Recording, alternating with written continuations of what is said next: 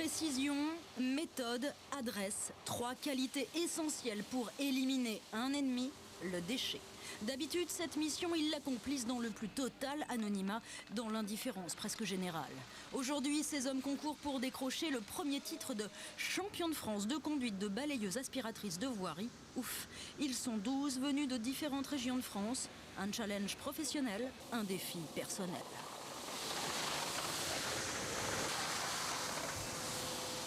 Essayer de savoir à quel niveau on se situe. Parce que dans une ville, nous, comme chez nous, on est 3 chauffeurs. Qui est bon, qui est mauvais, qui est moyen. Donc c'est un moyen de savoir où c'est qu'on en est. Et ça n'a l'air de rien, mais la propreté urbaine, ça ne s'improvise pas. Il faut beaucoup de métiers et surtout être détenteur des différents permis de conduire.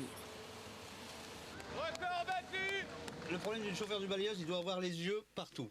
Il doit avoir les yeux dans ses rétroviseurs, il doit regarder la population, qui est très importante parce qu'elle travaille de jour comme de nuit, donc il y a la population, il y a le mobilier urbain qu'il faut faire attention, et après il faut quand même surveiller son balayage, quoi.